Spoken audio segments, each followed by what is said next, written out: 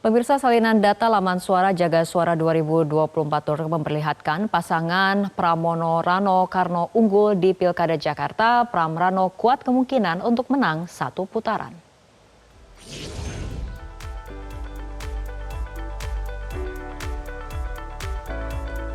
Dari data yang diupdate pertanggal 29 November 2024 pukul 23, perolehan suara dari Jaga Suara untuk Pramono Anung Rano Karno 50,07%, sementara untuk pasangan Ridwan Kamil Suswono memperoleh 39,40% dan pasangan Darmakun memperoleh 10,53%. Data tersebut diperoleh dari 14.835 TPS di Jakarta.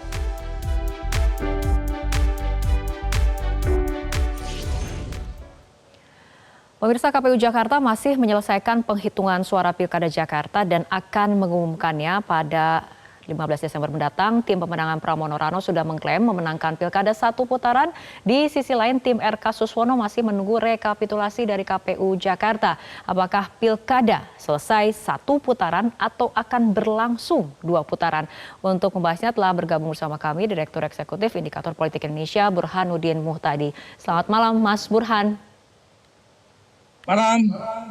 Ya, Mas Burhan, untuk Pilkada Jakarta, kubu Pramono Rano kemudian sudah deklarasi resmi kemenangan satu putaran, sementara kubu Ridho masih yakin potensinya akan ada dua putaran berdasarkan perhitungan internal dari Kim Plus sendiri. Nah, bagaimana Anda menilai, saling klaim dulu nih Mas Burhan, dari dua kubu ini? Ya, pertama masing-masing pasti punya dasar ya, mengapa mengklaim baik satu putaran untuk Pram maupun putaran untuk Ridwan Kamil. Nah, setidaknya dari kubu Pramono Rano Karno, mereka mengklaim berdasarkan data C1 yang di-upload ya, dan beberapa pihak seperti Kawal Pemilu atau Jaga Suara itu menghitung dari data yang diunggah, itu Pramono Rano memperoleh 50,07%. Nah, pertanyaannya apakah data itu bisa diverifikasi atau tidak dan menjadi dasar buat KPU Provinsi Jakarta untuk dilanjutkan dalam perhitungan manual yang menjadi dasar formil ya, bagi pengesahan hasil penghitungan suara di DKI Jakarta atau tidak. Nah, ini pertanyaan yang menggantung karena terus terang kalau dikembalikan kepada hasil quick count, itu quick count tidak bisa menebak secara konklusif berkaitan dengan hasil quick count di Jakarta. Jadi setidaknya ada 7 atau 8 ya lembaga yang melakukan quick count. Itu kisarannya antara 49,49%, itu data paling rendah buat Pramono Rano Karno menurut Kompas. Kemudian SMRC 51,03%, itu range paling tinggi buat Pramono Rano menurut SMRC. Yang lain itu kisaran antara Kompas dan SMRC. Yang lagi-lagi kalau saya jumlahkan 8 lembaga yang melakukan quick count di Jakarta, itu rata-rata Pramono Rano 50,17%. Ya. Sementara rata-rata RK Suswono 39,33%, Darmakun 50,5%. Nah, pertanyaannya 50,17% ini itu konklusif atau tidak? Nah, masalahnya dalam quick count, Rara, itu ada yang disebut dengan istilah range atau kisaran. Jadi quick count itu tidak menebak secara precise, exact estimate. Nah, itu masalah terbesar buat quick count itu. Jadi range 50,17%, kalau MOE, margin of error, semua lembaga dihitung untuk Pram Rano, itu ternyata masih belum konklusif juga. Jadi misalnya ya, yang kebetulan 3 lembaga, indikator SMRC dan Lembaga Survei Indonesia, itu sudah melakukan penggabungan untuk mengecek, terutama untuk Rano Karnonya. Kalau Pramono dengan Ridwan Kamil jelas konklusif, signifikan bedanya. Tetapi untuk 50% plus 1 atau tidak, 3 lembaga ini sudah melakukan penghitungan. Nah, dari hasil penghitungan MOE itu ternyata 50,3%. Artinya masih belum bisa membaca potensi satu putaran, dua putaran, seperti itu ya Mas Burhan ya? Semua masih menggantung, masih menunggu hasil resmi dari KPU, seperti itu Mas Burhan? Ya, intinya memang kita tidak bisa mengandalkan quick count dalam konteks ini. Ini kelemahan yang melekat dalam quick count karena quick count hanya melakukan penghitungan di TPS yang terpilih secara sampel, bukan seluruh TPS. Nah, ini Oke, seharusnya menjadi tanggung jawab KPU untuk oke, secara konklusif ya menjelaskan dan menunjukkan ya apakah betul ya Pramono Rano di atas 50% atau tidak.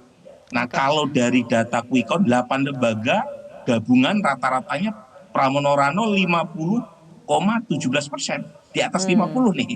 Cuma Oke. masalahnya itu tadi, ada Ada rentang margin of margin of error error-nya ya. yang membuat kita tidak bisa mengambil kesimpulan konklusif Oke. meskipun sudah lebih dari 50% plus satu. Oke, Mas Burhan, artinya yang terpenting berikutnya adalah mengawal rekapitulasi berjenjang sampai nanti adanya pengumuman resmi dari KPU. Betul, ya. Ini lagi-lagi menjadi tugas bersama ya. Jadi meskipun quick count rata-rata dari 8 lembaga itu menemukan sudah di atas 50% plus satu, tetapi secara statistik tidak meyakinkan bukti yang ditampilkan oleh quick count karena ada margin of error. Dan karenanya semua pihak, jadi bukan hanya kepentingan kubu Pramono Rano Karno, semua pihak termasuk media massa, akademisi, civil society, kemudian juga NGO untuk mengawasi. Jangan sampai ada satu suara yang tercecer. Ya, jadi ini penting supaya legitimasi hasil pemilu di Jakarta betul-betul kuat ya. Karena terus terang ini kan debat seperti ini ujungnya adalah adu kuat nih antar kubu dan antar lembaga, antar masyarakat sipil.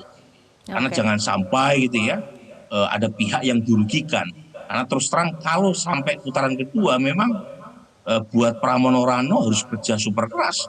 Pengalaman 2017 di putaran pertama yang menang Ahok, putaran kedua ternyata Ahok kalah telak ya dibanding Anies. Artinya menang di putaran pertama tidak ada jaminan. Jadi saya bisa mengerti kalau kemudian kubu Pramono Rano betul-betul habis-habisan untuk menunjukkan bahwa mereka menang satu putaran.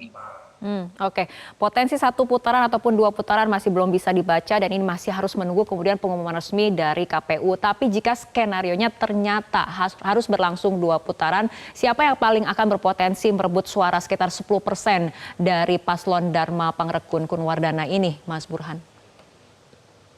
Ya, kalau melihat peta hari ini, Rara, sebenarnya mereka yang memilih Dharma Kun itu lebih dekat ke kubu 03. Ya. Alasan saya pertama adalah proporsi pemilih Dharma Kun dari warga non-muslim di Jakarta itu lebih besar ketimbang pemilih muslim yang memilih Dharma Kun. Nah, kita tahu pemilih non-muslim itu basis tradisional PD Perjuangan. Nah, jadi kalau misalnya Dharma Kun tidak lolos putaran pertama, itu kemungkinan besar tanpa ada mobilisasi itu lebih dekat ke kubu 3. Kemudian yang kedua, kalau kita lihat Dharma Kun dalam setiap debat cakup itu narasinya anti status quo. Yang lebih dekat lagi-lagi dengan positioning dari 03. Tetapi lagi-lagi itu kan asumsi normal.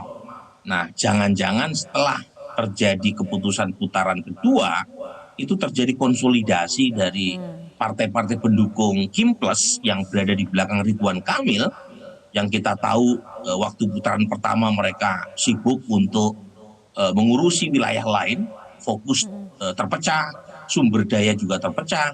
Nah, kalau misalnya ada putaran kedua, itu bisa terjadi rekonsolidasi kekuatan karena Ridwan Kamil didukung oleh banyak sekali partai dan itu jelas akan merugikan Pramono Rano Karno karena Pramono Rano Karno hanya didukung satu kekuatan parlemen yaitu PD Perjuangan.